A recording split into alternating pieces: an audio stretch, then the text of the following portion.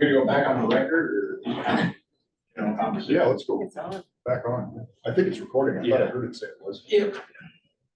All right, well, surprise. Hi, everybody. Tony Zammit, Deputy Chief Legal here. Bennett Hall, came and asked today. There's a couple questions about the Heidecker decision that I referenced earlier. The Heidecker case is from 2013. Very long story short, without getting too far into the weeds of the facts, there was a 20-acre parcel that had covenants on restricted covenants, basically said you can't use the land for agricultural purposes. It was one of several others in this area that were all of the same covenants applied to them. The individual, Mr. Heidecker, was using the property for agricultural purposes, though. The Department of Revenue came in, basically said, yeah, the covenants say you can't do an ag operation here, so we tried to reclassify the land. That went up to the Montana Supreme Court. The Montana Supreme Court ultimately said that, actually, no, it is the actual use, how this individual is using the land that controls how it is classified. Making the distinction between something like a restricted covenant, which is a more or less a private contract that homeowners or property owners have to keep, certain things about their property and their neighboring property and everybody else who's a part of this homeowners association that way, or whatever thing would create the covenants, as opposed to somebody just going and actually using the property. So that's where the thrust of that came from, and kind of a little bit run back from there. Certainly, I mean, there's there's a couple of statutes that say that has to be land has to be classified according to use. And so there's those backdrops of this as well. But that's the Heidecker decision. Very briefly. Questions, thoughts? Yeah, Bob?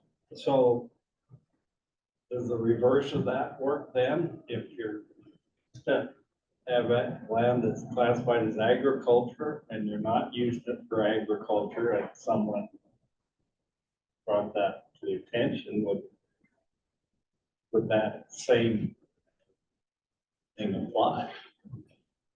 Probably not. And that's because that's because there's a statute that says once land is ag, it can't be undone unless there is some triggering event that causes it to be reclassified, like sale or something like that. So that's where you end up kind of in this situation where it doesn't necessarily work in the opposite direction. Doesn't it also say a change in use triggers that, and being used as agriculture to not being used as agriculture, isn't that technically a change in use? Well, the problem is you got statute defining it's by default agricultural land, if it's over 160, right? Yeah. So this is only, you might be right on sub 160. But the other default is if it's not classified as agriculture, it becomes resident class 4 property, right? Sure, and I'm kind of going out on a limb here, but you might almost make a comparison if it's, so you've got ag, qualified as ag, we're talking about something less than 160 acres. Let's think about residency. It's a good analogy or a good example you can use here. You are a resident until you are not a resident, right? And so if you're ag, you have this property that's classified as ag, and then you just stop doing ag. I don't know how A, we could figure that out, and B, it would almost carry the presumption that it retains the character of whatever it was until another use has been established. So, for example, if it was subdivided and, chunks of it sold off, then you would have that something feasible, tangible, reportable, that we could then make some determinations.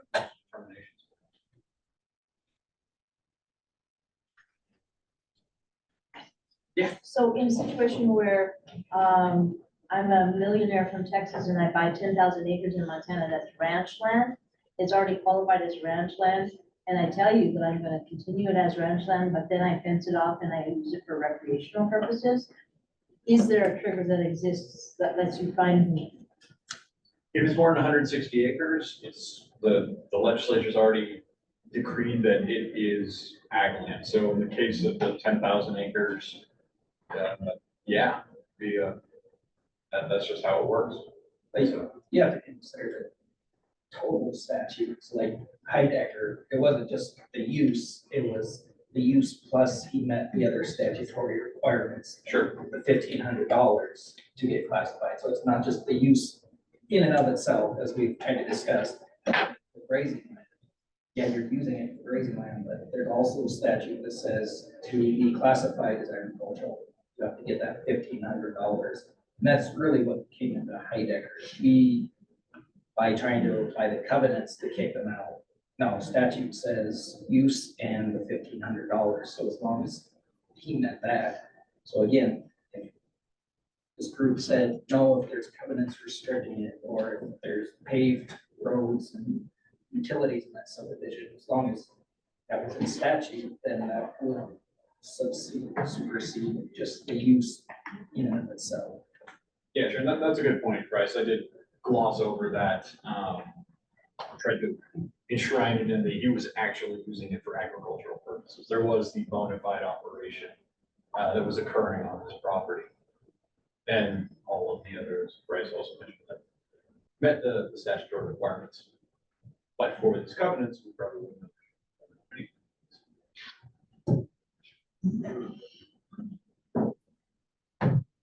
All right. Well, thank you. I'll be here for questions. I have a mouthful of chicken. If you want. And next up is Bryce. Ag definitions, and I Now the fun part.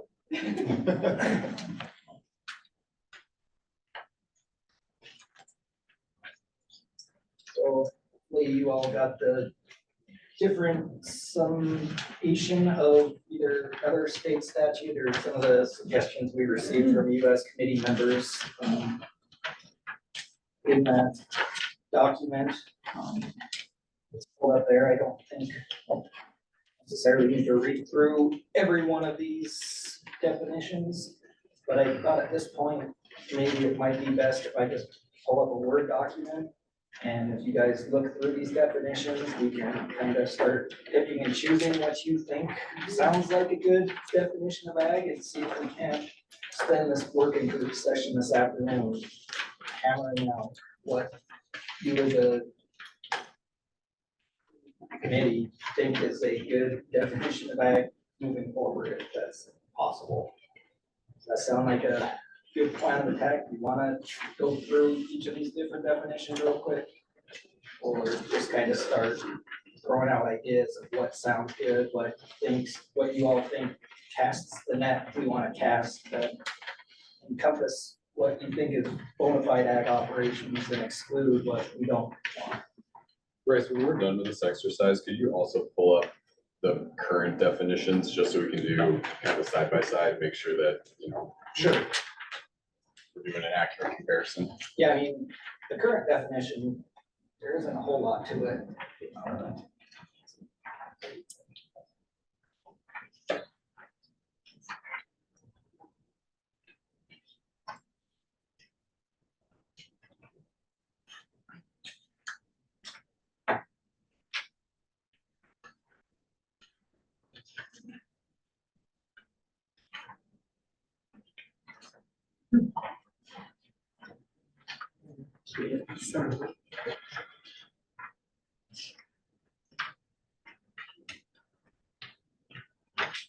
Maybe we'll just start with what the current definition is and then we can just start fleshing out what ideas people have for updating, altering, modifying that.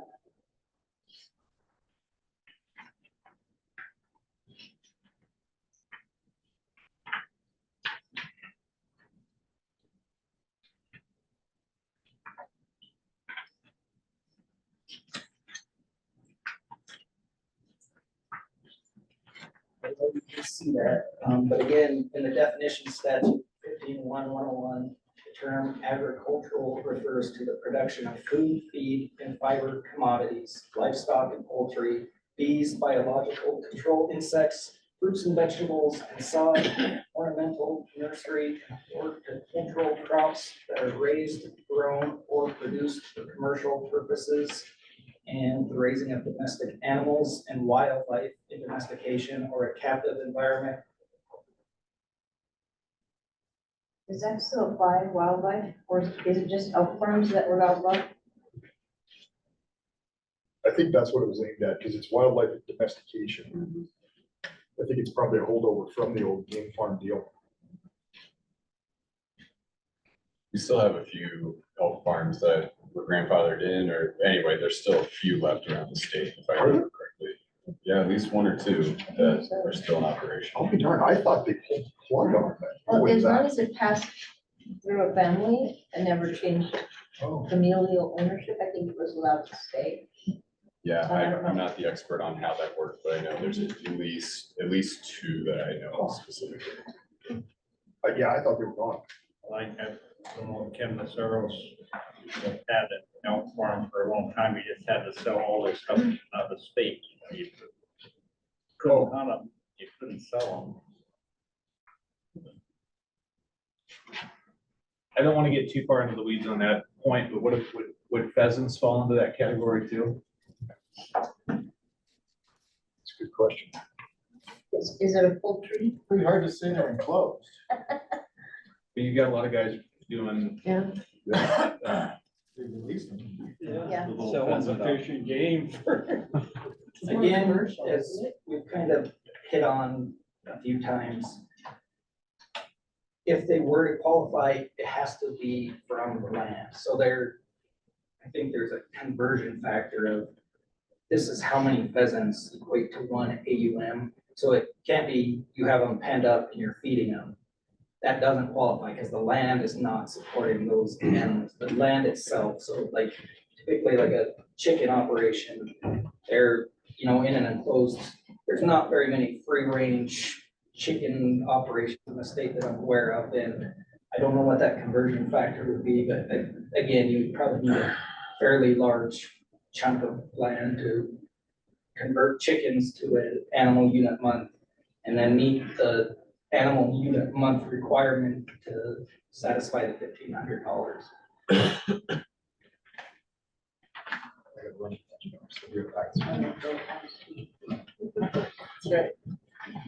So yeah, I mean, the current definition is there, so we can kind of start with that, or we can pull up the other document and see what people like, don't like.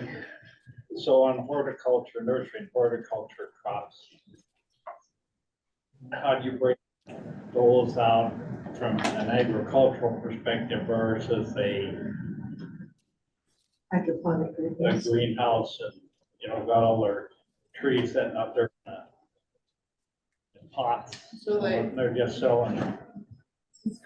they have to be grown in the ground. So a tree farm, like a Christmas tree farm, are trees that are grown in the ground, but at the nursery where they're grown in a pot or in a bag, the land isn't supporting that. So is that covered in rules then? Because that's not what the statute says. In a nursery role. Yeah, and there's ornamental places that do grow in the ground. We have quite a few places that grow ornamental shrubs and trees, but they leave them in the ground until you want to come and buy them. So Yeah. that's different than a greenhouse, a commercial greenhouse who has them in bags for you to come purchase them already dug up. And if you look at 15.7.202, it says the land is primarily for raising, marketing as defined in subsection 1C, products that meet the definition of agricultural, and 15.1.101, that definition. Except was provided elsewhere, but it says the market not less than $1,500 in annual gross income from the raising of agricultural products produced by the land. So it's in 15.7.202 where it clarifies that it has to be produced by the land. I guess, yeah, I think we further flesh it out in administrative rule and interpret land being, it has to be physically grown in the land. The land just being under a greenhouse, the land is not. I don't know, I got it handled last time. It has the definition and the rules. But then I have two, one.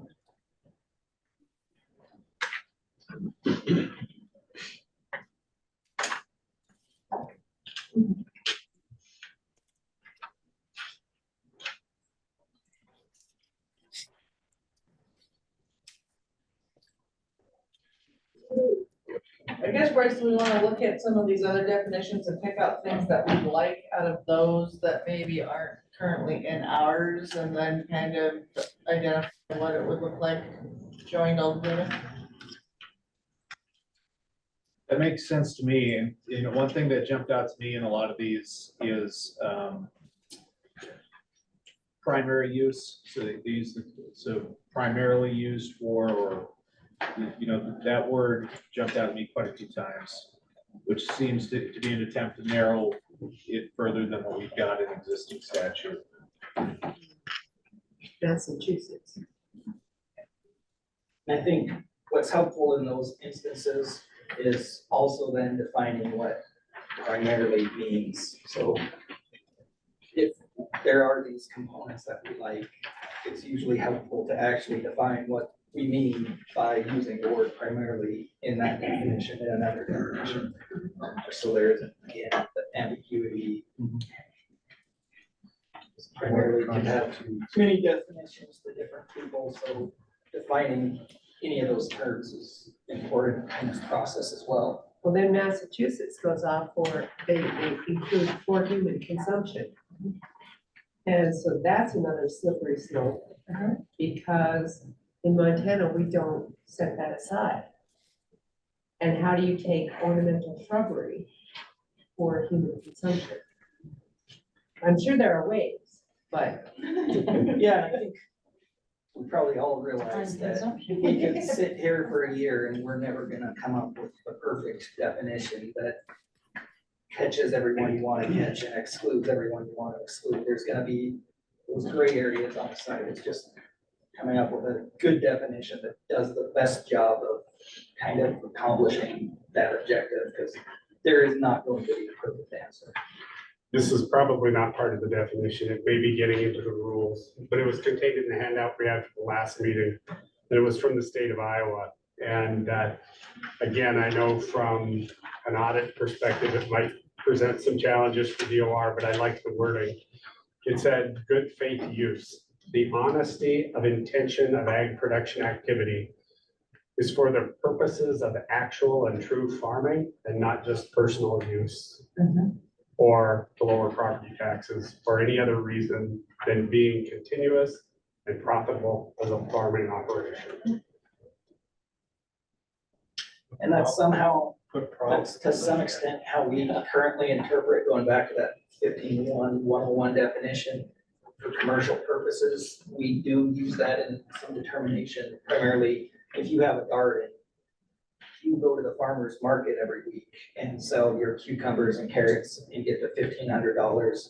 You're marketing that product in a commercial capacity, you qualify. If you have that same garden and you're just consuming that yourself, we don't allow you to qualify for ag status in that. So that's kind of where that commercial, how we are applying that commercial portion of the definition currently is in that scenario. You were raising the exact same garden as your neighbor. They're doing solely personal consumption, whereas you're going to the farmer's market, and getting a marketed $1,500. That neighbor's gonna qualify, and the other one's not gonna qualify. And that's kind of one of the ways we use that commercial definition currently, just as sort of some added clarity to that.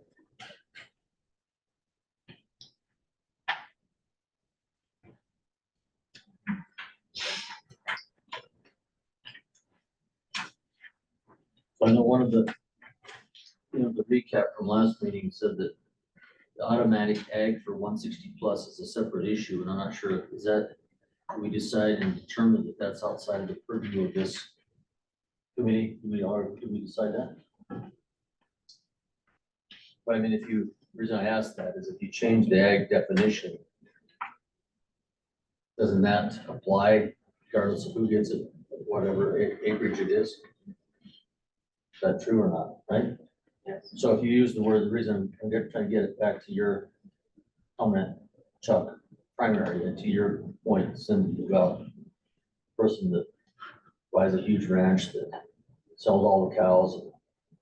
They, you know, keep whatever standard you say, dollar wise or whatever, they buy just enough, you know, but it's not primary, right? Does that apply here? I'd like to see the committee address that issue. I think the reason it was segregated was simply because it's such a big issue on its own.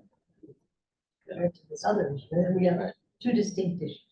And I think the conversation surrounding that also was, do we believe that an automatic based on size is the right answer?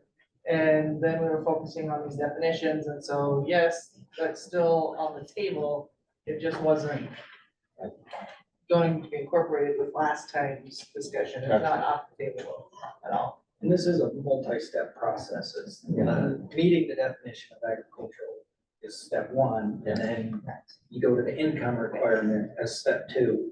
So it's kind of that, again, the total picture of the statute, and hey, yeah, you have to meet this definition first, and then you move on. And that's probably where you're gonna more address with the income threshold and looking at, is it an income amount per acre to scale up to account for the 20,000 acre ranch that would have no problem meeting $1,500, but there's something more appropriate for those larger operations to satisfy all of the various criteria. Primarily or intentionally, I mean, those sort of things get at, what is the real purpose here? Someone has some ground. And I like that a lot, having the primary and the definition of what's being produced. And then that sets up 160 acres or whatever we decide. And then we can focus in on the unclassified to determine what doesn't fit in with the main agricultural definition. And then we can go from there. So I think we're doing a really good job getting to the definition of agriculture. And then we can look at everything else after that. I think the difficulty is, we tried to point out this morning, is we're not gonna be able to provide any real quantitative data behind what this would actually mean as we're coming and refining this definition. We just don't currently have that data. So that will be one of the difficulties, is we can't throw a definition out there and then really provide you with any sort of analysis of what the actual impact would be and who would fall out now, who might get brought in, because we just don't have that information available. So that's something we're gonna have to keep in consideration. During the session, the lobbyists will provide us with that data. So currently, this definition would really only apply to anything under 160 acres, correct? Because if it's over 160 acres, it doesn't matter. Correct. But it should. Should have some correlation. We have a couple questions online. Mr. Butcher was first. Yes, I think some of my concern has to do with those larger properties. We were just having a conversation in our office about, you have a property that, say it's a 25, 30,000 acre place, and they ran 2,500 head of cows on it, and it's bought up. And then that entity buys up another 10 or 15 ranches, and now they're at 300,000 acres, and they're still only running a couple thousand head of cattle. I look at that and think, listen, there's got to be some comparative to the, what the ability to produce is on the estate itself, versus how much is there. Because, when you start talking about those massive landowners that are, and what we see is people coming in and just banking money on land. And some of them strictly want it for recreation. Some of them play the ag game a little bit and play cowboy, but they're really not producing what used to come off that land. And that's what we see happening in our neighborhood is, the numbers of cattle that have reduced, which then is that dramatic impact on the communities in, lack of equipment sales, lack of, feed, you name it, all the inputs that go into, ag production that that are reduced. And in my view, that's the entire purpose of the incentive of providing a lower tax rate, is that they're producing value, new wealth, new taxable value in some form outside of the land itself. And if they've reduced that down to 10% of what their estate could produce, I question that they should get, a full ag exempt rate on everything they own. To me, it has to come back to some measurement of how much production's coming off that land versus what it's capable of. And I realize that is a huge step to try to hit, but that, to me, that's the point on these larger acreages. Let's go to John Lewis next. Yeah, I kind of agree with Ross too, and the ag definition, I think, has to apply to, the smaller acreages, the 160, and of course, even larger acreages. And if you go back to that definition, if that's what we're doing is kind of tweaking that definition now, I think we should really look hard at that part about wildlife. Do we want that in there? To me, wildlife becomes more recreation, even if it is a domesticated, I guess it's in a domesticated area or however that's worded, but I just tend to think maybe we should even look at striking the whole idea of leaving wildlife in the definition at all.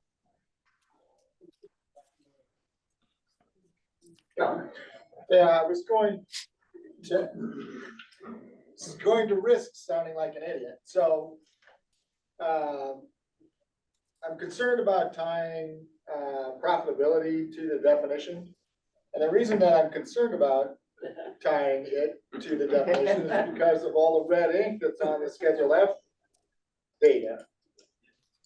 Farmers do everything they absolutely can and well within the rules to eliminate their tax burden as much as they can by offsetting whatever profit they may make on whatever they're producing by buying equipment and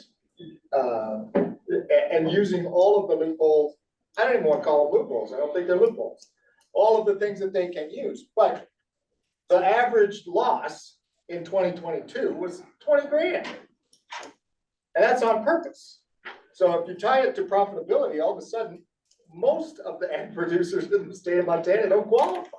Well, that's where the current definition is on gross income and not. It's gross, yeah, gross. it's not net. Okay, And it's. but that's not data that's on this form, right? Correct, that's their net income. But do we capture that on the Schedule F, or is that only at the end of their tax return? The Schedule F is intended to show the loss. You're usually showing your Shows the profits gross and all the expenses. Like a- To get like a to Schedule net, E. so, Okay. but again, Gross. you don't have a full. So I did picture prove of the myself to sound like an idiot. All right, good. Well, I think Ross's point wasn't about profitability, it was about productivity. Right. And Intent? the department already does. I mean, that's what they did in 2009. They went to a productive basis by the maps, and so it's broke down by acres inside, I mean, they're very definitive, and so you know what the average productivity of that land is under average management practice, and that's how you establish the value of that land for agricultural valuation purposes for taxation. So since you got that database, you said, all right, so this 40-acre field of wheat should produce 30 bushel an acre. It's not, it's producing 0 bushel an acre, it's producing 10 or something. Or this more apt would be grazing. So you got 80 acres, an 80-acre odd shaped piece up like because of the soil conditions, and that's supposed to produce X number of animal, months of grazing. you put that whole unit together, you can tell you how many animal unit months that thing's supposed to produce, and if it's not producing 50% of it, it don't get egg, or something like that. That's the process I'm talking about. And I think that has been broached before, but also with the consideration of doing a 3-year average or a 5-year average to Yeah. account for drought, crop rotation. Those sort of considerations. I'll play the devil's advocate. Because there's every one-off that's under the sun that, if you have an older couple that have been there all their life, they're not able to plow up their ground as often as they would like to, and they're not optimizing. It's our definition, result in those people losing their ag status because they're not physically able to keep the production up. That would be. Well, I think that's where that would be the policy decision you can make. What is the trigger? It wouldn't be optimum because the whole system isn't set up on optimum production, it's set up on average production. So, you wouldn't even want to do average production because then you catch that kind of thing. But if you had some percentage of its capability, whether it's 50% or 75% or 25%. Well, like in so many other things in life, it would come down to a decision between the old farmer and his wife deciding that the option does not exist very affordably anyway, to decide that nobody gets to farm their land. If they, if they don't get to do it, nobody can do it. That is problematic. I can imagine. Maybe they should maintain Maybe lease it. the status. Well, and I think that in that situation, they're gonna have neighbors coming from miles around saying, let us help. That's just the way it works. Very seldom do you have productive ag land that is not in some kind of production, because somebody's gonna be able to convince them that it's in their best interest to have that land farmed. It's healthier for the land, it's healthier for the neighbors. It's healthier for them. Brian? Oh, okay. Well, I was just gonna go back to when we were talking about being profitable, because I struggled with this definition, obviously. I wasn't even trying to get a passing grade on it. I was just trying to not get an incomplete on the assignment, but it's pretty tough. But I put that being profitable, the intention of being profitable in there as well. Because I mean, I don't know why you'd go to all the trouble of farming if you didn't have an intention of having it, some kind of net income from it. But then I thought too, how about if you donated all your productivity? I mean, how about if you just donated it all to the food bank or something? There is a cherry farmer up here that is in no need of income from his orchard, and he donates his crop to the Boys and Girls Club. So he's not worried about being profitable, but it's still a legit orchard for the most part, and it's still producing. So I mean, doesn't necessarily have to be profitable, but I just think that I don't know how you sort it out, who's a legit farmer and who's not. If they have no intention of making any money off of it, then it doesn't look too bona fide to me. Ross?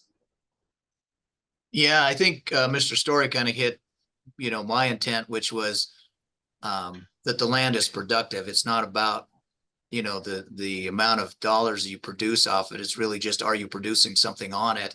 And to the scenario of the elderly couple that can no longer farm, I think that kind of got covered. But my point is the incentive should be to keep it in production. And, I think it was pointed out that their neighbors will come far and wide wanting to lease that property and keep it in production.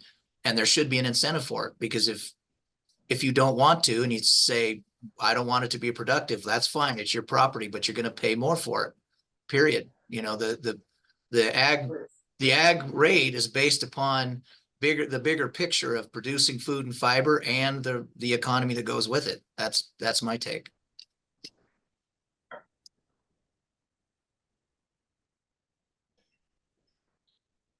Just, this thought just came to me, so I'm sorry I'm putting you on the spot. Are there other industries where we make them prove profitability and legitimate operation?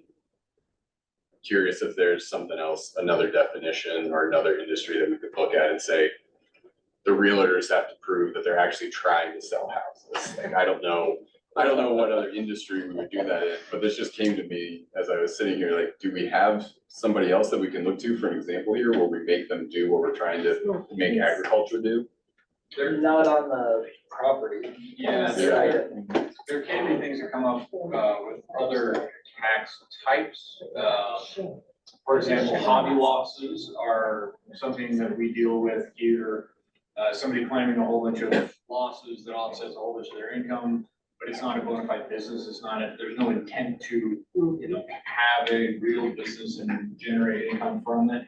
It's just they're writing off their lawnmower and their, siding they put on their shed because they keep a couple of horses. Yeah, I'm picking on horses because that's typically where hobby loss cases come from. Is, somebody with a horse or two.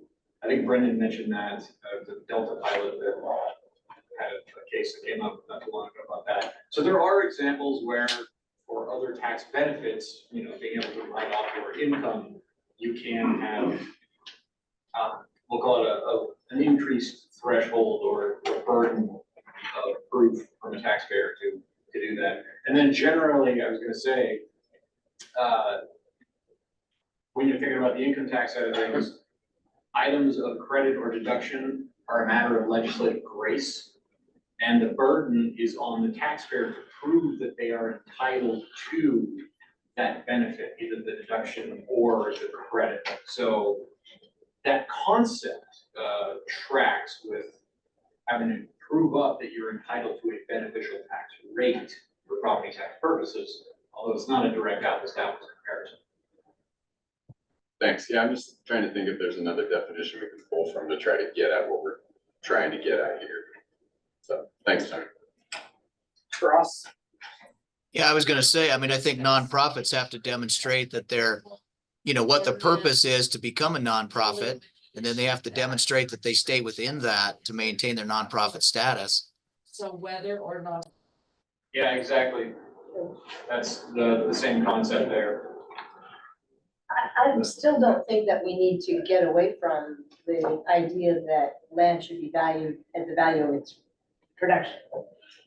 That's a given, and I think that we just need to take that one off the table entirely. What we're concerned about is the fairness of land that is called ag land or non-qualified. But as far as trying to define the value of land based on anything but production is not a place that we want to go. So Bryce, we started this section saying, what do we need to include in the definition of agriculture? On page 3 of the handout, Michigan has a fairly extensive list. I didn't go back and cross-reference it necessarily with Montana, but it did include language around agricultural use includes use in a federal acreage set-aside program, a federal conservation reserve program, or a wetland reserve program. And we don't have reference to those things specifically in Montana. And so I looked at the entire list in addition to that language, and that struck me.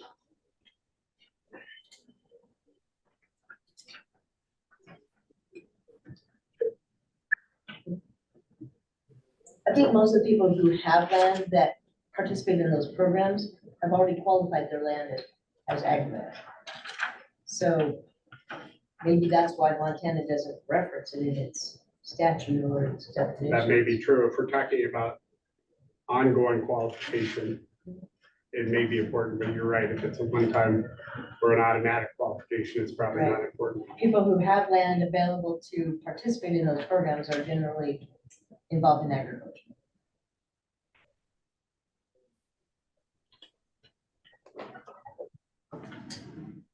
Can I say something? I totally agree with Representative Thane, though. I'd looked at that Michigan definition and thought that was probably the better of the ones I read.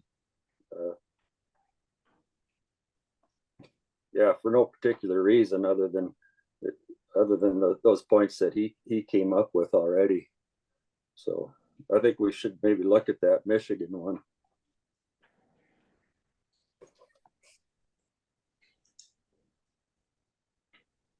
The captive deer. Yeah, exactly. Or Well, somebody who buys maybe them. that'd be one thing I'd like to strike, but otherwise I did like the definition that Michigan had. It's my least favorite. Me too, it's my least favorite. If there's a, if we're going on a direction of somehow tying ag qualification to the productive value and income derived, some connection between those two, which I think could be done through some sort of attestation or, a light touch to prove up. Is our existing definition inadequate to do that? I mean, do we even need to change this definition?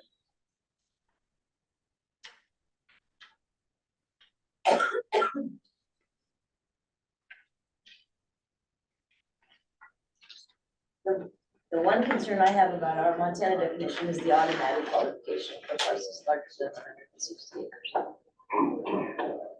And I just wanna, those are two separate, Issues, true. that's another criteria that doesn't have anything to do with the definition, that actually supersedes the definition of agriculture. Right. Because it gets that classification simply on the merits of the size of the parcel. That's why.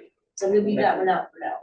And I think to put it into perspective too, is if we go down the path where we want to eliminate the non-qualified ag land, then those people are gonna apply, and who of those folks, what can they be doing with their land that seem to be a legitimate bona fide use of that land? And so that's kind of where the definition will become important for us and our staff to be able to determine of those that are now going to be applying, how they fit into meeting that criteria.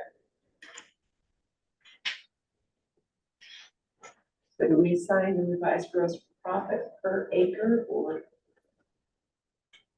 Not all ag productions are profitable all the time. So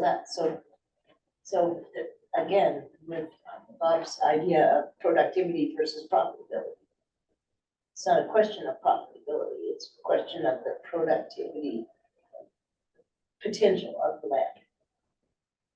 So I pay taxes on my ag land and I pay taxes at the rate of 35 bushel an acre. That's what my land is praised to be able to support. And some of my land can't grow 35 bushel. Some of it can grow 60.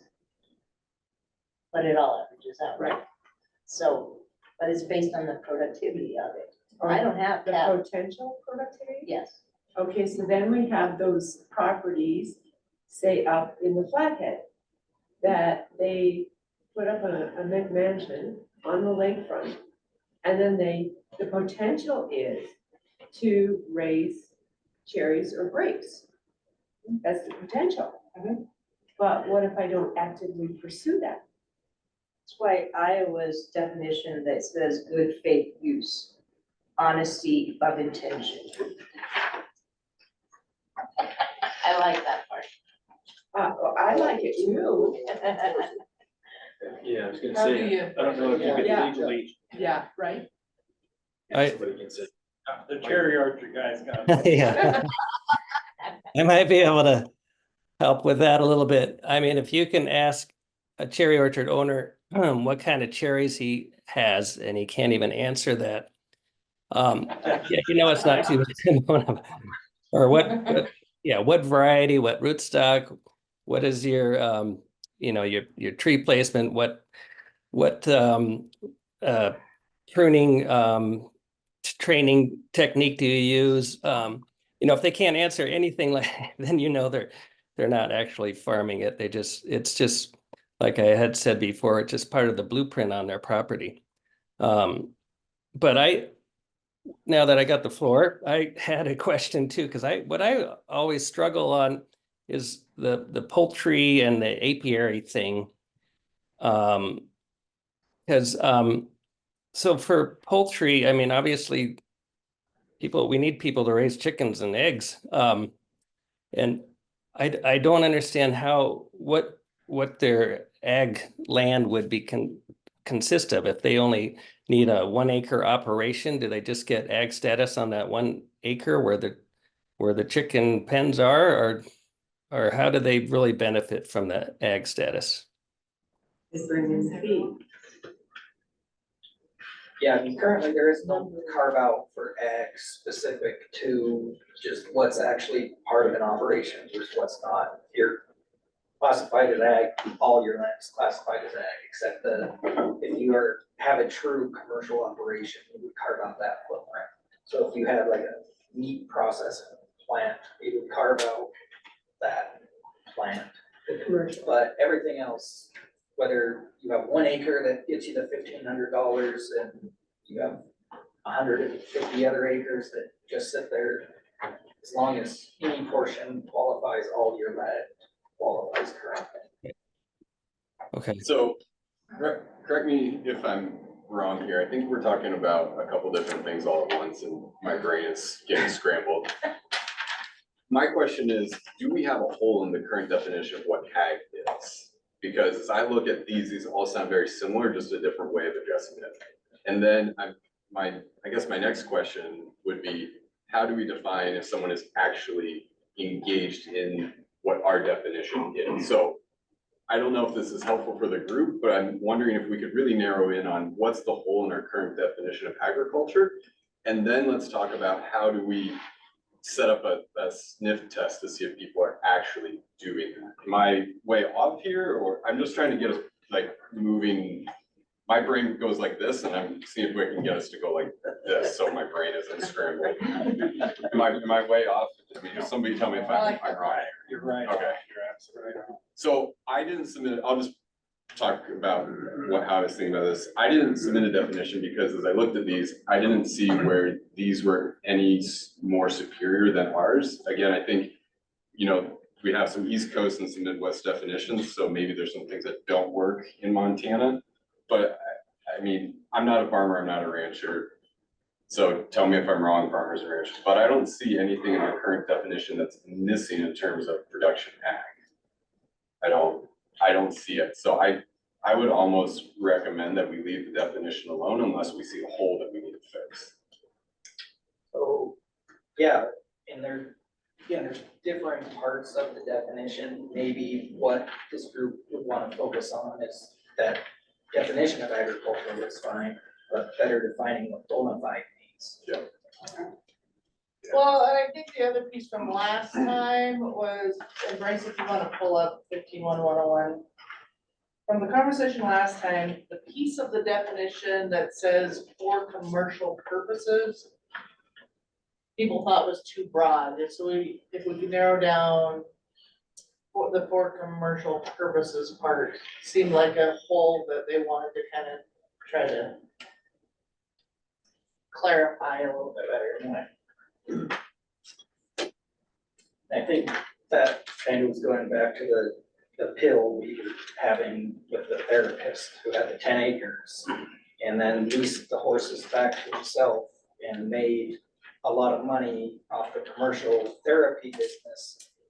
Is that what this commercial, is it intended to include those, or is it intended to exclude that type of a scenario? And maybe we're up better defining what that means, because again, currently, in that case, the land wasn't necessarily supporting the $1,500, it was the therapy business that was being run off the animals. So Bob, did you have something? Yeah, I mean, if we're looking at 15.1.101, I think it's not clear any of this production is tied to the land in the statute. Probably tied to the land in rule maybe, but You need to get back to where you're growing trees and plots, or you're growing them in the soil. Well, again, that's the, if you look at 15.7.202, that's where it says markets not less than $1,500 in annual gross income from the raising of agricultural products produced by the land. So that by the land is specific at 15.7.202 in relation to the 1,500. So we've got two definitions that say different things then. Well, it's defining agriculture, and it says definition of agricultural in 15.101, but then it goes on, the next step is you have to meet that definition. And then step 2 is you have to get the $1,500 in gross income from the land. So, I mean, it kind of works in unison. You can certainly look at adding land to the definition itself. Isn't that definition specific to non-qualified?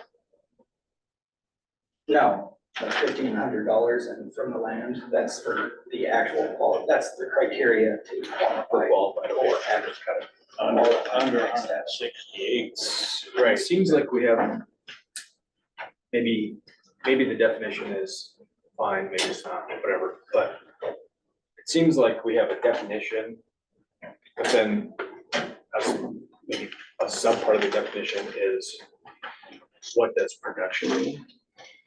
Because to produce food, I mean, what does that mean? Does that mean you have a cow? I tend to agree with you. I think the definition that we have is pretty solid. The production level, the intent, and our acreages and gross production revenue. It's kind of what qualifies Yeah. as the definition, I guess. That makes sense. All right, we'll go again. Go again? Wait, I'm supposed to remember that? It was so brilliant. I don't have that happen very often.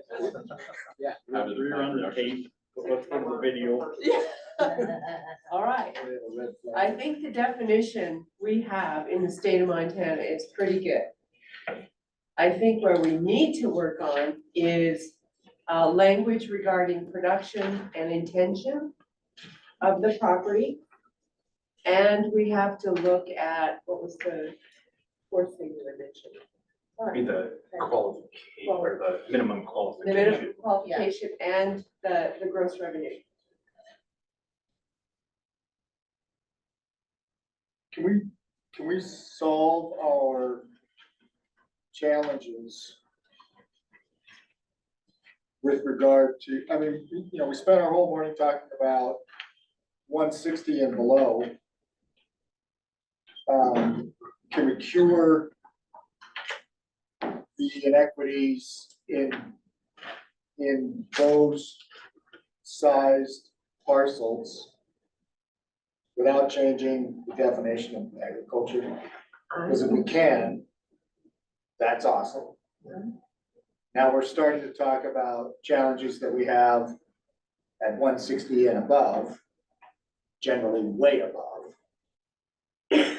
Can we solve our challenges with regard to inequality and the tax burden that people who buy ranches and turn them into hunting preserves or whatever, with the same definition that we have for agriculture that we have right now? The answer is still yes. We don't need to change our ag definition. I don't know if the answer is yes or no. But I'm starting to think that I should be less concerned about what the definition is and more concerned about what we do with it. And if we find ourselves getting closer to a solution for both of those challenges that we came here to talk about in the first place, we do need to change the definition of agriculture or adjust it somehow. We find that out more quickly by knowing how we wanted to fix the other problems. I don't know if that's true or not. I'm talking out loud.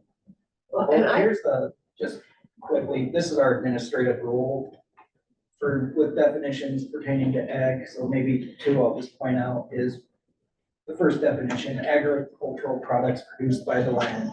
These crops or forage raised directly in the land, soil, and used to support livestock, agricultural products produced by the land does not mean land that is used as a platform for agricultural use such as the feeding of livestock from external sources that allow stocking rates to exceed the carrying capacity.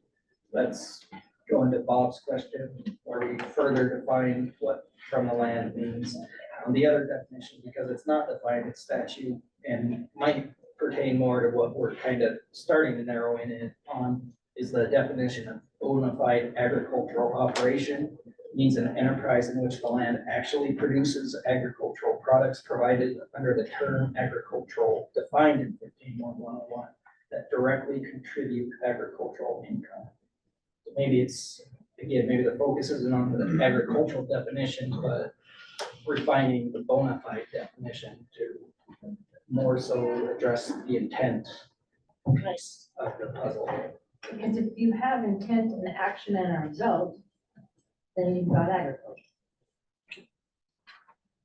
One thing that might be worth considering, putting on the lawyer hat for a second, is if the definition of agriculture is okay, it might be a worthwhile exercise to add exclusions to what agriculture is.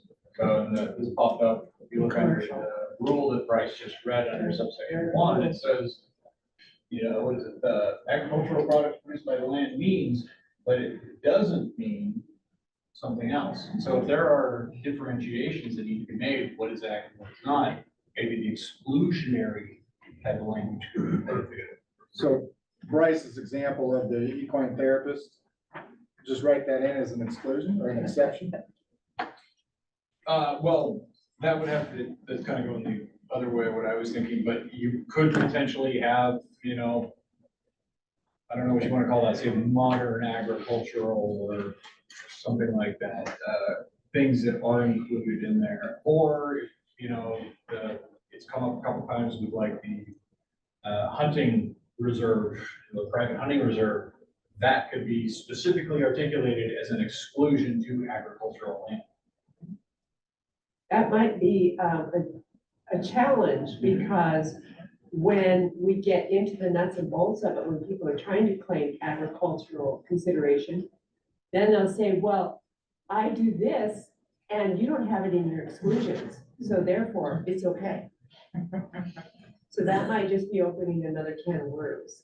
It could be, but it could be, you know, depending on the recommendations of this committee, if there were specific things that need to be articulated as not being agriculture.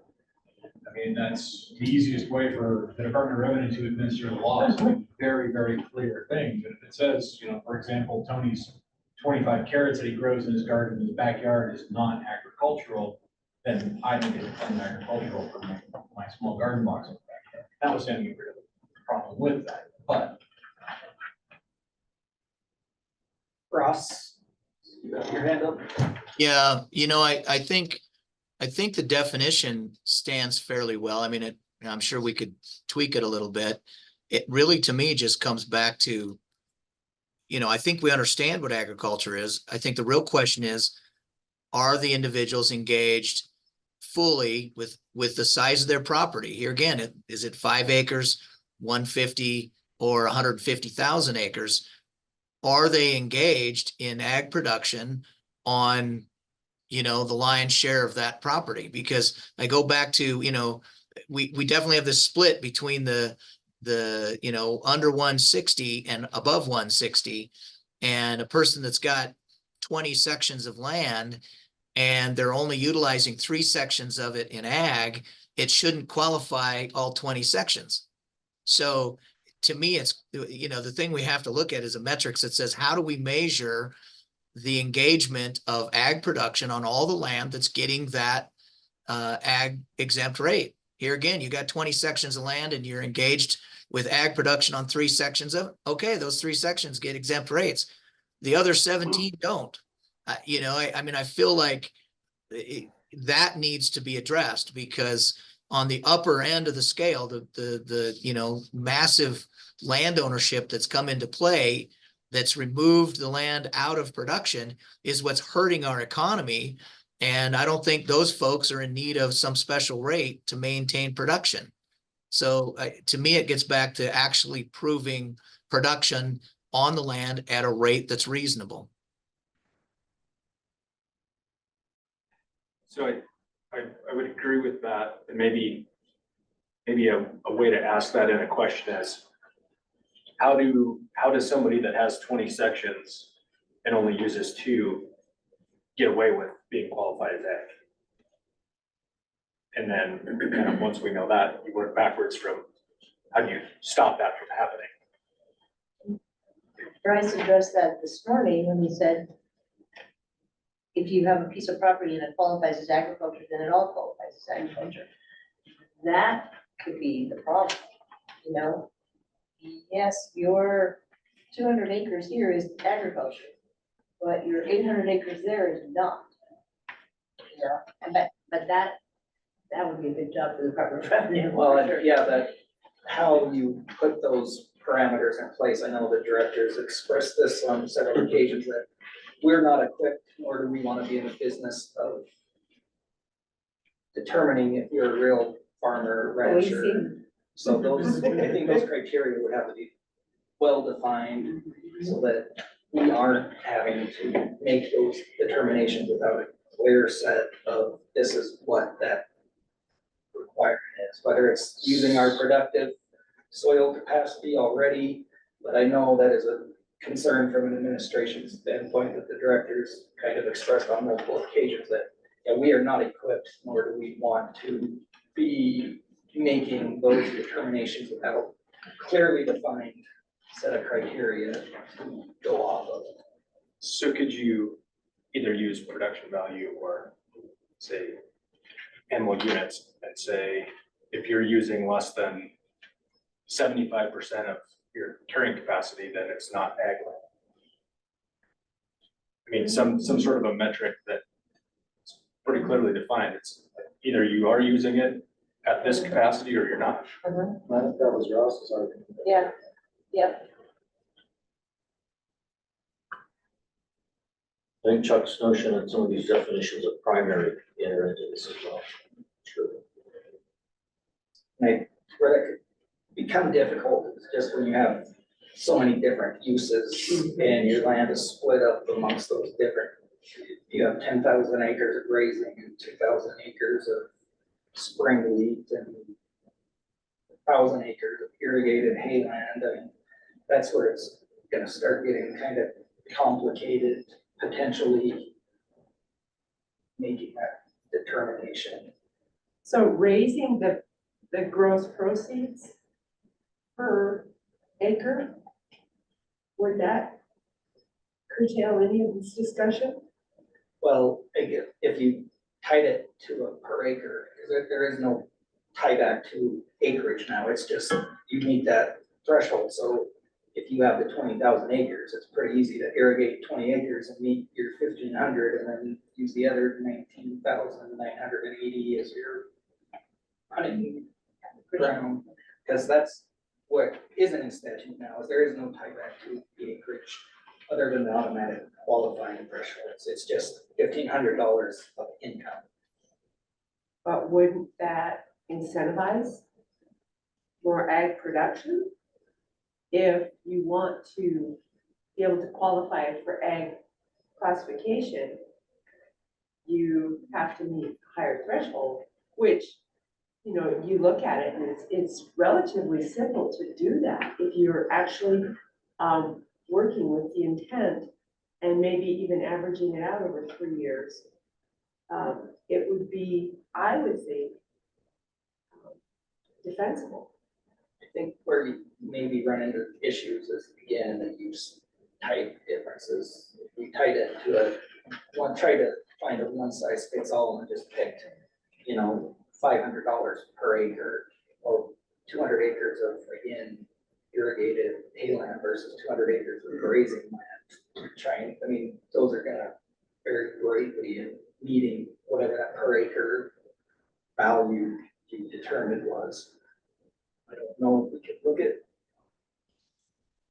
tying different values to different use types that would end equity issues potentially, but I think that's one thing you have to keep in mind when thinking of that income threshold is that's gonna mean very different things based on how that land is used and whether you're easily gonna exceed that amount or struggle. And will that raise any constitutional issues? Because here we are trying to set other people's expectations, and that need to test theirs. As long as there's a rational basis for the different treatment, then it should be okay. Not much different than, you know, class 4 tract land versus the ag land as it is right now. As long as there's the rational basis. Brian, have your hand up? Okay, well, as I have often said, it seems like especially in my situation, the ag status tax laws are really a double-edged sword because obviously you want to incentivize farming, but we have to de-incentivize, whatever the word is, disincentivize fraud. So, I mean, it's a really tricky balance. But if you did in our situation up here, I mean, if you only got ag status on the part of the land that was producing, like you said, in a big ranching operation, it would be measured in, sections. But in this case, if it was just your 1 acre of orchard, you got ag status on that 1 acre. Well, that 1 acre around here nowadays is worth whatever, $300,000 plus. So that's a bit of an incentive, but you wouldn't get the incentive on the other acre that's on the lakefront where the house is, and which to me, I don't see why you should be able to get ag status on that, that acre, because that's why people are becoming farmers, because of that benefit with their lakefront. Obviously, I know I'm starting to sound like a broken record probably, but that would solve the issue. And the only thing I go back to is some of those situations like the poultry farmer again. I mean, he just it doesn't require that much land, so there's not much incentive he won't get much of a property tax break if it's only the property that's producing. So, but I mean, maybe you'd have to have some exceptions for a couple different situations. And I don't know about the APRS too. I mean, how do you quantify how much land the bees are actually using? Can't really fence them in. So that's where it gets sticky. But you probably have to. No pun. No pun there either. There is some alternative too, going back to our earlier conversation this morning, and I think it was the House Bill 25 from the 2017 session, where valuing that 1 acre home site at a market value versus the productive value could also somewhat address your particular situation that you're speaking of in the Flathead area, without having to carve out the rest of the acreage. So there are some alternatives just to keep in mind along those lines of thinking. Ross? I was just thinking like on the Michigan, example of ag, the definition, it mentions that, if you're grazing livestock or leasing it for grazing and it hits, at or above 50% of carrying capacity, then that's considered agricultural production. And I think that goes back to the intent that I would have is it's really not a dollar amount, because we know that that varies so much on what you're raising and what your land's doing and, the productivity value and so on. But we already go through determinations of productive value, whether it's hay ground, cropland, or grazing.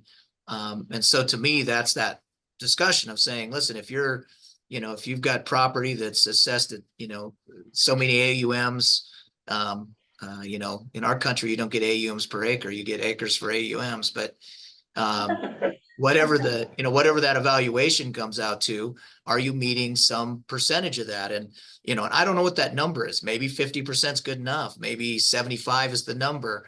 I don't think it should be onerous at the level that the people that are engaged in ag production have to really struggle and you know, sharpen the pencil to try to prove they're engaged in it. I just think the intent is that if you have acreage, you should use it for that. And if here again, if you've got 20 sections and you really are only using a percentage of it, and the rest of it, you know, your hay ground, you don't hay, and your cropland, you don't farm, and you're only running cattle on, you know, at 10% of capacity of the entire place, you know, I feel like you've fallen short. And we're back to, you know, incentivizing production of ag.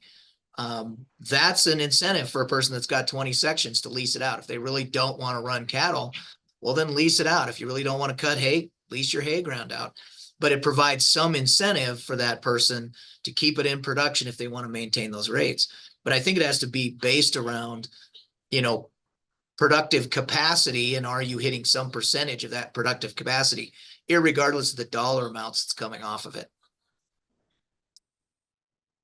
So from our perspective, what kind of documentation do the producers have that will prove if the soil says you can produce 30 bushels an acre, what kind of hoops are we gonna make the actual producers jump through in order to prove that they're getting 20 bushels an acre?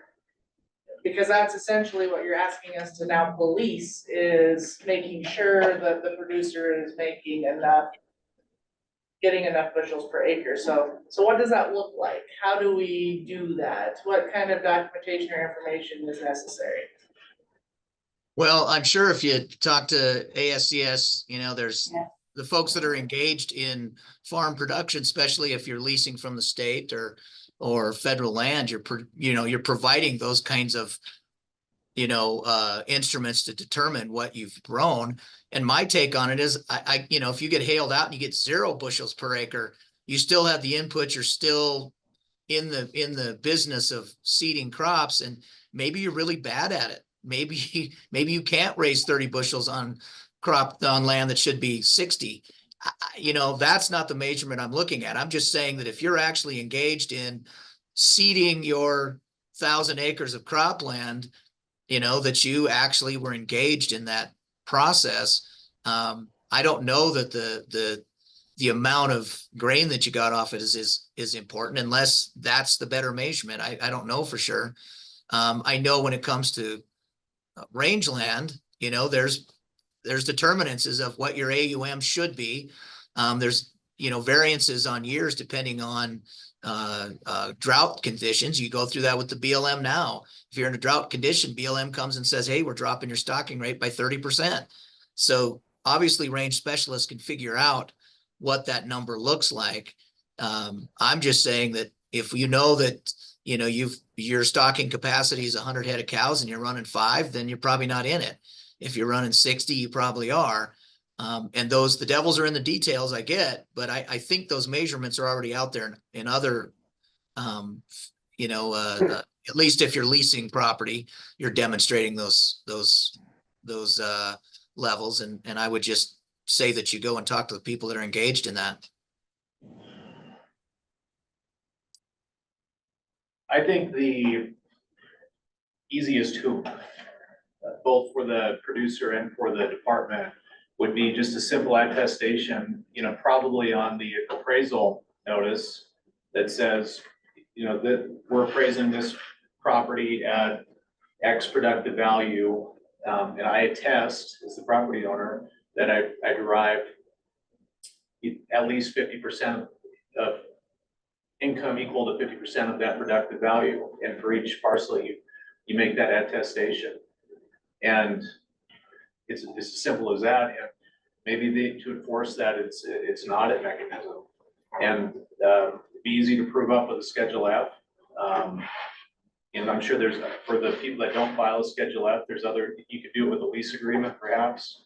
There's probably lots of evidence that a property owner could bring forward to prove that their attestation was honest. One thing that we want to not do is make that requirement a continuous requirement, you know? I understand there needs to be a reset. So everybody needs to step up and attest. But if nothing substantial occurs in your life, if you don't sell it, if you don't lease it, if you don't turn it over to your children, then nothing has probably changed. And so that requirement to attest should not be frequent. And it needs to be a partnership between the Department of Revenue and the producers.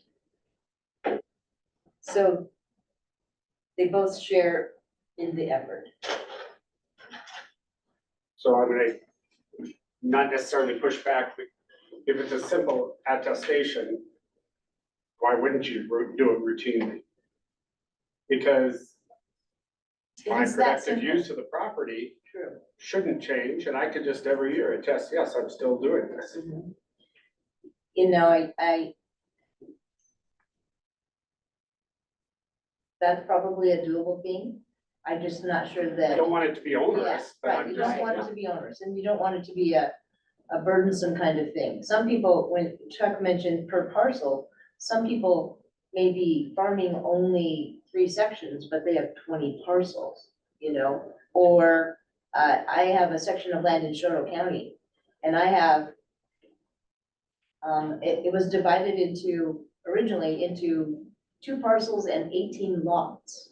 And God knows why that was, until I got it fixed, I was filling out paperwork for 18 lots, you know, it's like, this is like a little piece of land. So in that situation, if that occurred with other people, then to fill out that much paperwork or even a test and sign your name 100 times every year could be a pain in the ass, you know?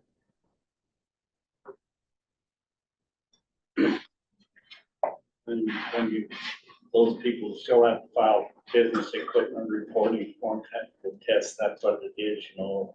Livestock was the same way when you had to do per capita, you still have to do it for per capita, we used to have to do it for taxes. So it's kind of a liar's tax, but I mean, it gets back to what's the penalty if you're violating the law. On business equipment, it used to be some multiple, Oh, what it is was it? huge. 20%. It was 20%. 20% part Yeah, penalty, it was huge. add on the fee, should be onerous. Here, the penalty would really be, you would go back to market value and you would probably have some back taxes to pay. But, Yeah, there's but I the think- hammer. There you go, yeah. I mean, if it's structured that way, I mean, I still think that's simplest way is to do something like that, and then if somebody files a complaint against you, the department figures out you're doing something different, you know, then you got 10% of the people in the suit, not 100%.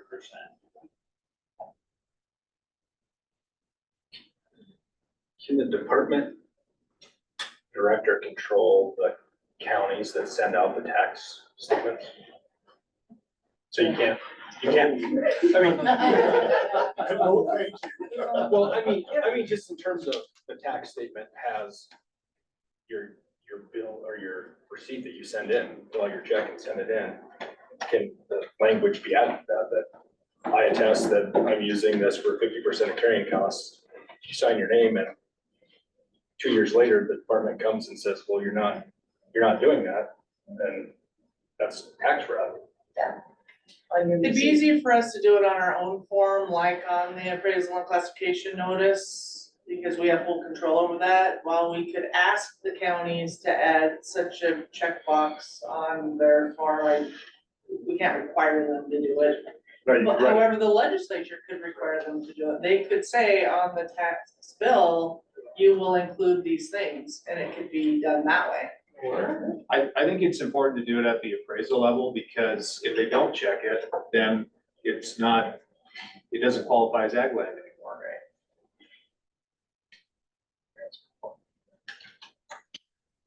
How often does that happen? Every 2 years. But to qualify as ag land, do you have to send it back? Or does it, you just get a It's a reappraisal? one-time application, if you have to apply, it's a one-time application, unless something significantly changes, so.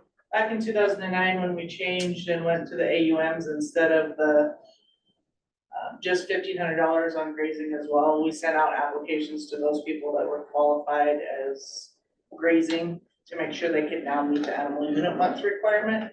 And so if something significantly changes, we can send out new application requests, but it doesn't typically happen if nothing significant changes.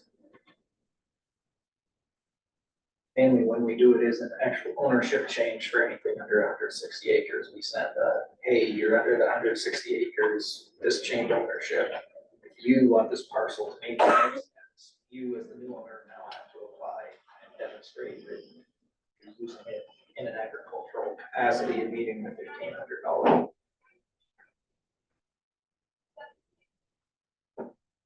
Right now, even in residential property, you only pay taxes on what the department thinks you have out there. If you have something different out there, till they find out different. I mean, that's what it is, and there's no real penalty for that either. That's what drones are for. That's right. You better go check out Bob's property.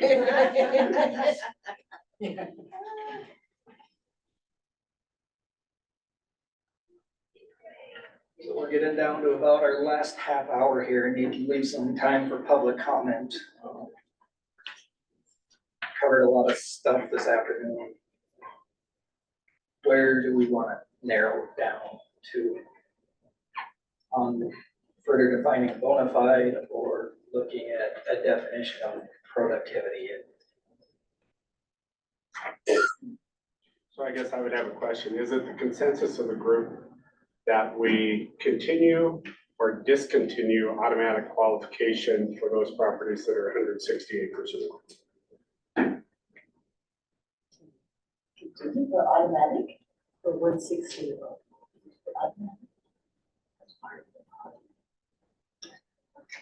I'm in the discontinued camp. I would also. She righted my ship, I'm with you guys. Yeah, I mean, if you don't discontinue it, then you're gonna have the same problem. We're gonna have the same problem with We're some not- of those. We're not doing With the bigger properties that you do with the smaller ones. And the definition of agriculture, and like, Mr. Butcher said, you know, those larger properties that aren't being used for maximum productive value. So I do like the definition. I would like to, aside from the definitions, I would also like to clarify the intent or devoting the land for the purpose of producing one of those items specified in the definitions. Did you get your consensus on the 160? What about the folks online? What do you want to do about the 160 plus? Should it be automatic or should it be an application? I say it should not be automatic. I agree. I don't think it should be automatic. Oh, John Lewis, you're on mute. Yeah, I agree too. I spoke with quite a few producers too that kind of agree. I mean, I don't want this to become a burden to the producer by any means, but I think we need to improve productivity somehow. And I think according to the people I've talked to are willing to do that as long as it's not real cumbersome, you know, so yeah. I guess as long as I'm talking, I have the floor here. That's kind of why I brought up last time about the dollar per acre. You know, so many dollars per acre of gross income we have to prove. But you know, like Ross said, and some of these other people said today, that every place is so different that maybe it should be more of a percentage of what your place is capable of producing, you know. I just was trying to make it a simple thing by saying $10 an acre or whatever it may be. So just my thoughts.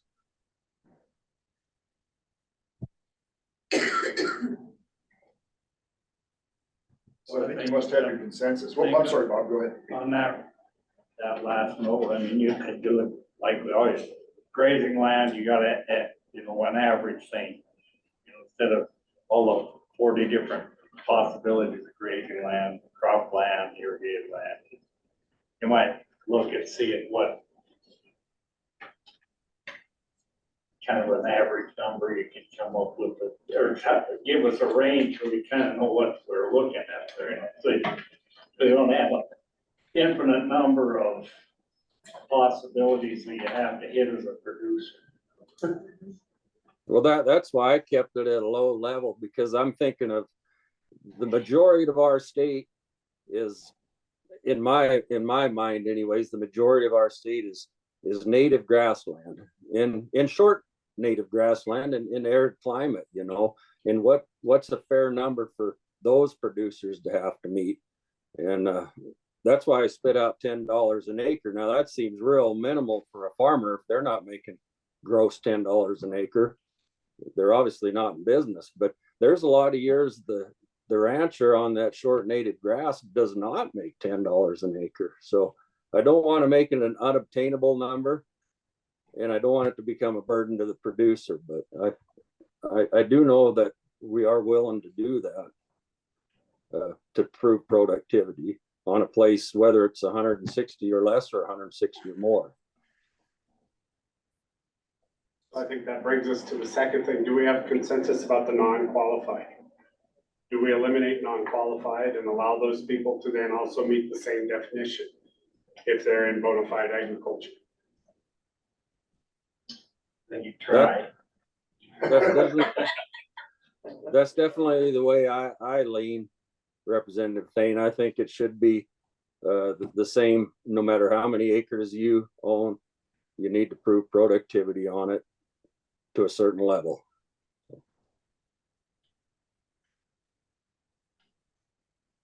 Yes. For ease, does anyone disagree with that? I don't know that I disagree. I don't know if I agree with it. I had some red flags raised today during our discussion that make me concerned about where that could push certain farmers and ranchers. So I'm not saying I disagree, but I'm not gonna throw in my wholehearted endorsement for it at the moment.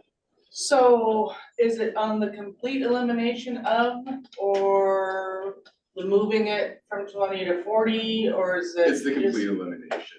Yeah, I think there's some wiggle room within the current definition, but as we were talking today, a bunch of scenarios started popping into my head about, specific operators that I can think of where it could create an undue burden for them to try to maintain their agricultural status. Thank you, that's the word. So anyway, I just gotta think about it, but if we're talking about consensus, that's where I'm at on that specific issue. I have a question for you, Marcus, in relation to what you guys do with the land trusts and conservation easements and that kind of stuff. Is that going to get into, if you put a productive level on some of this property, is that gonna put some of those in the line?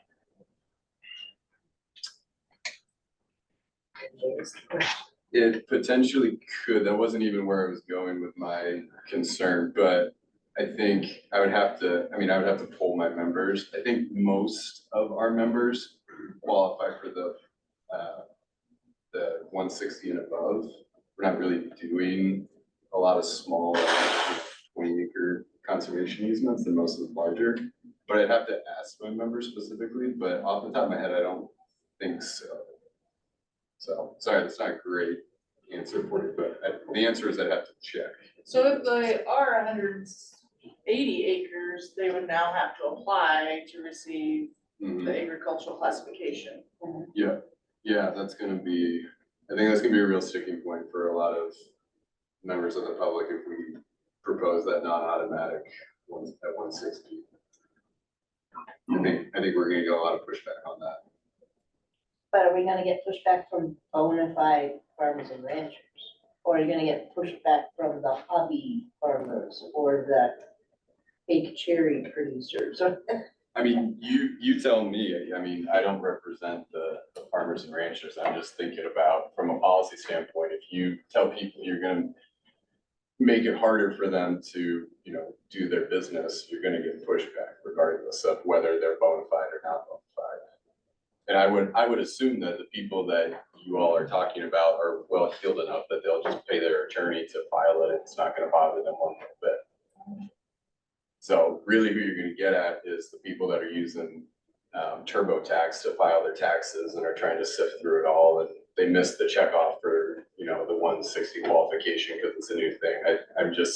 I'm imagining people lining up to testify on this, and it's probably gonna be a lot of mom and pop operations saying, how dare you make this harder on me? So I'm looking at that and just thinking about, who are we making this harder on? It's not the wealthy, it's not the hobby farmers that are gonna suffer, it's gonna be everybody else, in my estimation.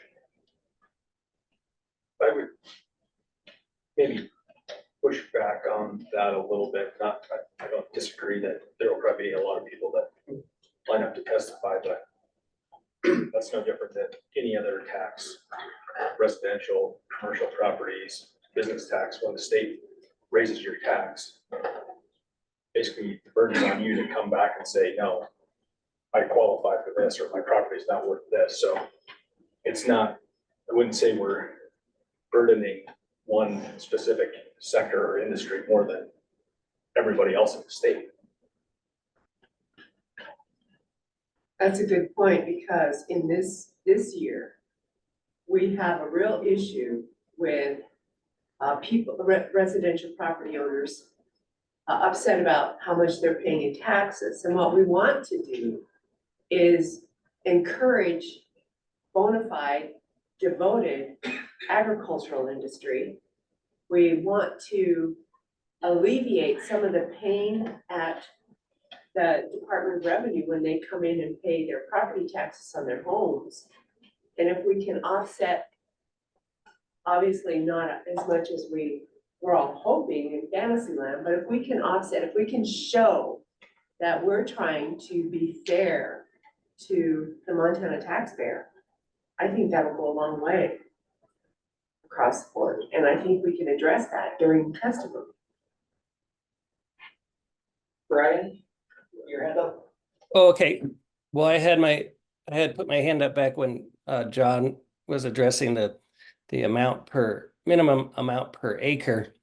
So I don't know much about, grazing land and dry farm ranching and stuff, but as long as there is still the minimum, then it would be fine as far as I'm concerned.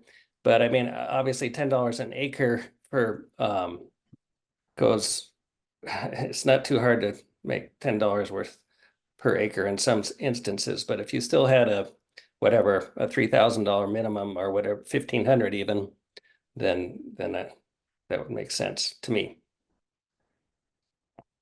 Ross?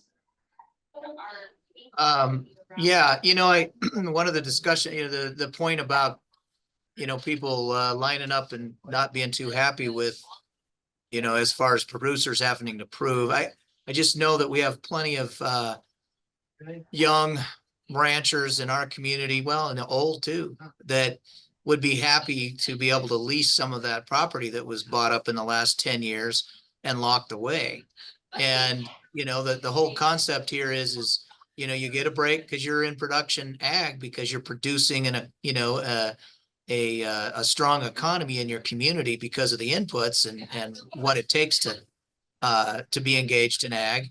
But if you're not engaged in ag, then you need to pay your fair share and reduce the burden on the rest of the taxpayers. And so it kind of does both. And I think you're going to find that there'll be plenty of producers that would like to see the incentive be that you actually put those lands in production, whether you're doing it personally or you're doing it by, leasing it out to somebody wanting to, run more cattle or raise more hay.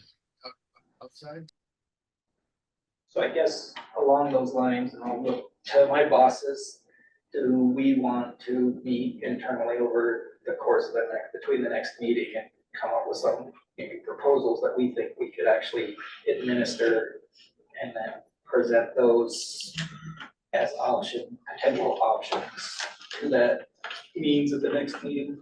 I think we would need to sit down internally and give some good deliberate thought to what that would look like from both an ease on the producer standpoint and us being able to actually administer it without asking for 100 FTE that would instantly kill, no matter how great of an idea this committee came up with.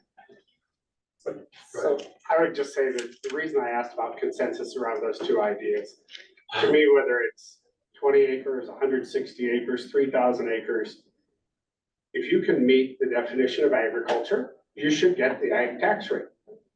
That's the bottom line for me. And so that's what I want to personally see this committee accomplish, is let's find a good definition. Let's develop some rules around application of that definition. And regardless of the size of the property, let's have a fair and reasonable process to administer it. And I know I'm oversimplifying, but You're not adding, a bunch more FTEs. And to address Bryce's question, we can sit down and work on some of that.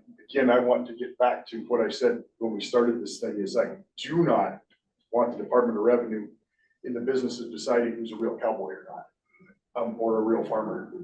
That's not only impossible, but it's also fraught with all sorts of bad juju. So we can work on that, but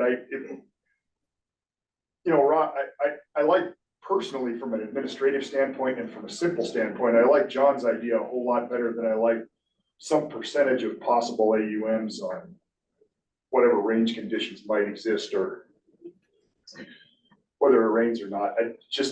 I see a lot of trouble there. So we can put some stuff together, but I want to tell you guys, it's going to be, if I have anything to do with it, it's going to be as simple and as objective, where I do not want discretion left at the Department of Revenue level to decide whether or not you're a real cowboy or not. That's just, nobody will vote for that anyway, and I wouldn't vote for it. I think most of us here would agree with that.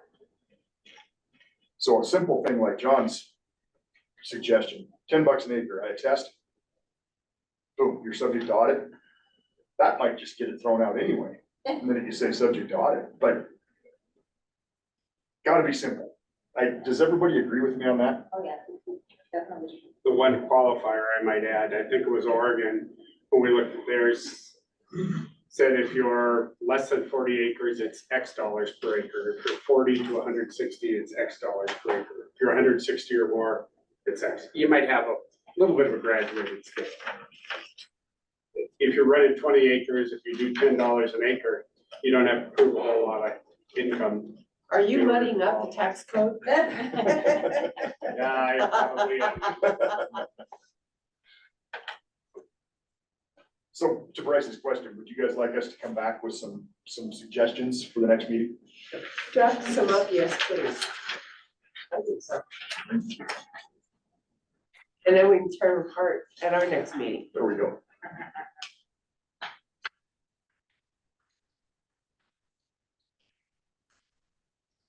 Right, and we probably better go to public comment. If you're online, if you could just please raise your hand if you want to make public comment, and we'll start with public comment in the room. The person who's here from MCA is me. Well, I thought of it. Steering video and telephone. Myself too. I'll keep it simple. Interesting discussion. We had this 20 years ago over right to farm in 37 counties in Montana. So the answer to the question about is the definition adequate? It is, but it's got some holes. It doesn't redefine all the things we do for agriculture, like raising bugs, or eating that breed, and silviculture, was let out. Some other things.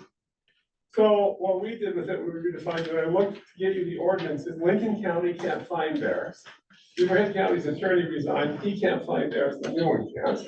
Lake County did find bears, so Brian, go get it, or I'll get it from Dale Becker and get it to the committee. And Missoula dropped all the definitional part, which was no big surprise at that point in time. But we also got Wheeland and Marr counties found. So we'll send you those, but that was the problem we had, because this statute for defining it isn't just taxes. It also says that the right to farm statute, agriculture, whatever it is not to be found to be a nuisance. So to get people saying, While these cows are on the road, it's on the bottom of my Mercedes now. We eliminated that problem by saying, wait a second, noise from a baler at night is not a nuisance. I defined agriculture, see what it is. So that's why we had to define it for right to farm. And it's spun over to revenue. And your definition drills over to the question of nuisance. So the three things I'd ask you to do for the department or whatever would be this: one, why don't you acknowledge what we did in right to farm? We, as a state, have a constitutional and statutory commitment to agriculture. We're the only state that has a provision in our constitution to have a Department of Ag. And we have a whole bunch of statutes about it. So why not say the reason you're doing this is that? Number two, also, we intend to be as fair and equitable as possible and encourage what the state has said is important. And by that, we intend to encourage agricultural production and to preserve and encourage agricultural opportunity. And that's where so many people fell down historically. It's not agriculture production unless you have the opportunity to do it. And I love Ross's comment about his neighbors will all be stuck around if the opportunities to use it is there. They will give us the opportunity to lease it now because we don't like cows and we just want this around. But if suddenly they see their tax rate on real property go down, it's a huge incentive for people who aren't letting us run cows or raise grain or raise vegetables now do it. You've accomplished something that we've tried to get people to do for 20 years. It's a funny deal that this committee, very simply there, might do more to dump agricultural opportunity head for all that bought out land by out-of-staters that we've worked on for 25 years and gotten done. And I have worked on this since 1998, damn hard. When I say 25 years, I'm not kidding you. And lastly, this is also an incredible chance that you should put in your stuff to preserve our custom, our culture, our heritage, and our history. And it is exactly that. And that's also the precatory language, the National Environmental Policy Act, et cetera. But not often I use 42 U.S. Code 1331, but that's the provision from the federal law. And it acknowledges clearly preserving our custom, culture, heritage, and history is incredibly important. And what you're doing with agricultural opportunity, support ag, and support production is preserving, in simple terms, who we be. I can't say it better than that. MCA supports what you're doing big time. We passed the resolution before, and I'm glad. I just ended up with no plate because nobody knew if we were sending some rabble rouser who's a Scotsman or not, but they did send me. And I will get Brendan a copy of those right to farm through the definitions. I tried, I'm amazed that Lincoln County could not find theirs anywhere. And Minnesota copied theirs, which is why they put the silvicultural forestry stuff in their state statute definition of agriculture. So we did sweep some stuff in 2001, 2003, 2004, but we just don't know where it all went because people have retired, people have quit, or some reporters left, county attorney has moved on, where we go. And thank you much for the time today, and well done. This was a really good discussion. I wish I would have had a tape of it 20 years ago for agricultural law students, because every damn one of them should have had to hear it and think about it. Thank you, lots. Hey, I'm not seeing anyone with their hand raised online. Last chance, if you are online and would like to make public comment, please raise your hand. Otherwise, we're gonna move on to the next item.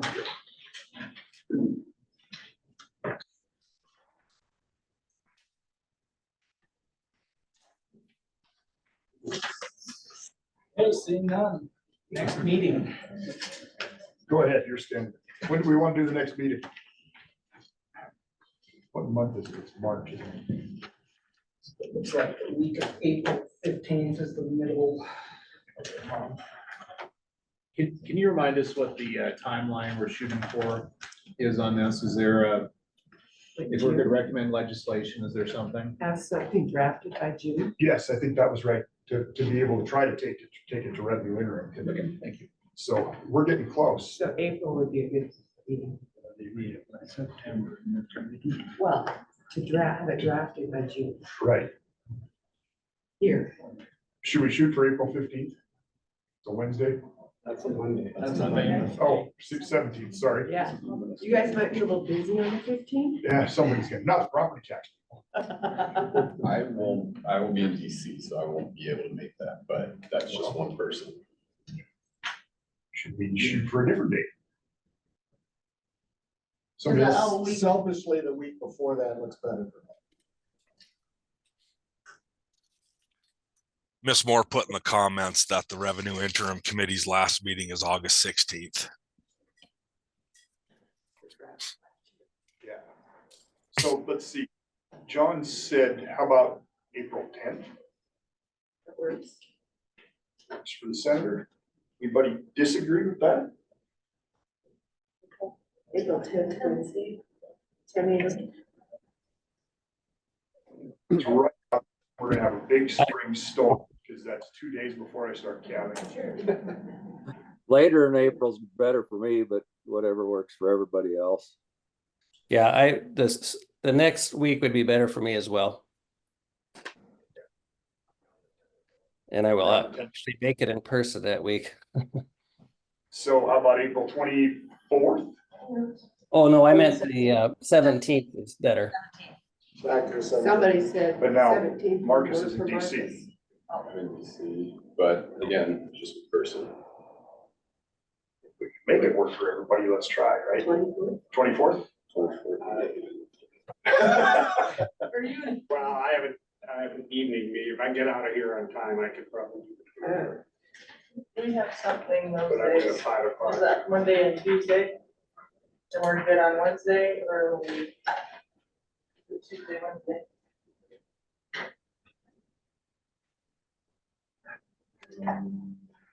I guess I would take the 10th over the 24th, but whatever.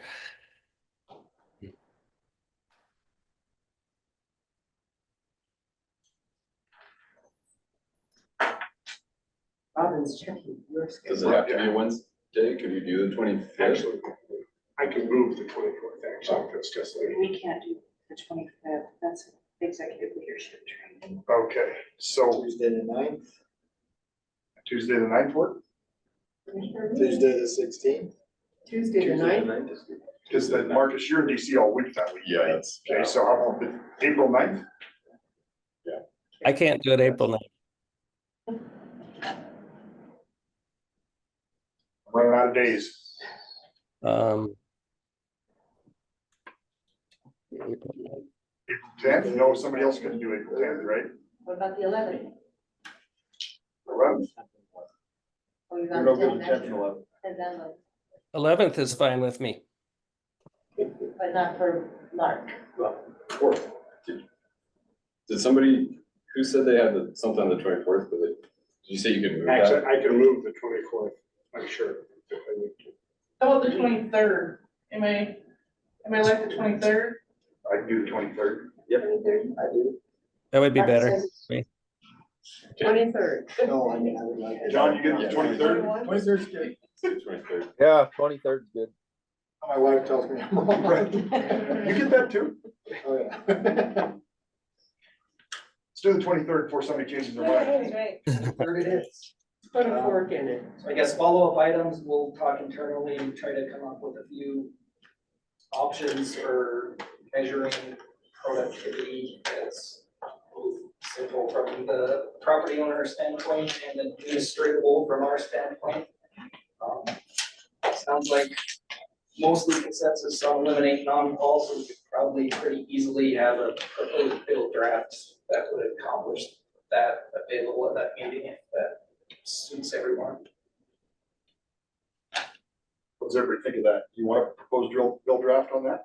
Well, Greg, I've heard the bill draft from 17. Well, it hasn't changed any since then. Yeah, that's right.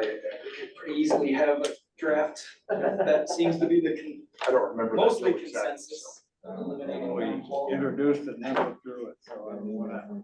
Well, if we have an RIC interim committee bill, it might go a little further.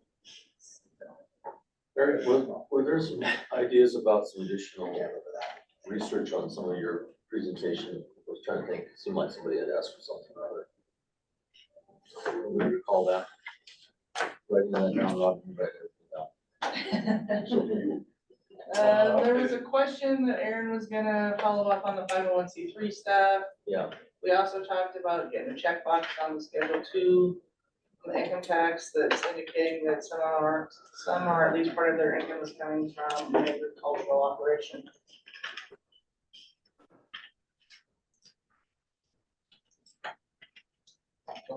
But I think that was really the only follow-up step. And I don't think the revenue interim committee would have any problem if you got a bill draft, if we got a bill draft to it early. Sure. Well, the sooner we can get some of this stuff together, the better. Better off we are. We meet this month and then. Sure, that's true. And then all this. So get it to you early, guarantee consensus votes. Well, I'm sure Vice Chair Zane will have a lot of push, a lot of determined pressure. from the That's an arm members of the twister, committee. right there. Anything else the group wants us to present?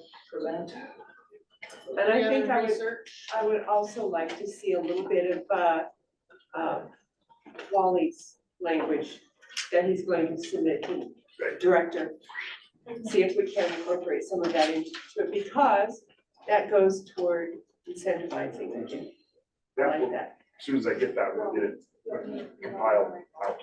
And just for general information, typically, you guys want to figure out how it works with apiaries or how it works with chicken producers or pheasants, the question about pheasants, how does that equate to an AUM or a productive value of land?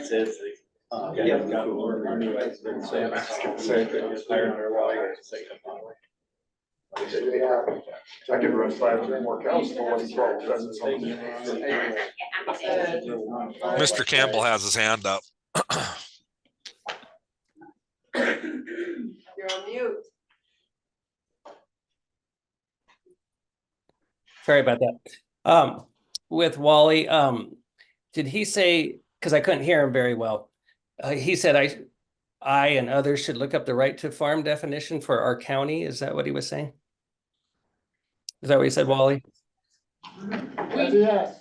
We do have some of those as well, so we can Wayne County's is good, so grab that one. Okay. Very good. Thank you. Are we adjourned? If you have nothing else, the committee has nothing else. We got 60 seconds left. Let's milk this. Typical government deal. Let's use the whole meeting. Thanks for coming over, Mark. Oh. Sorry, I had. We'll be back next week. Next week. Hopefully there'll be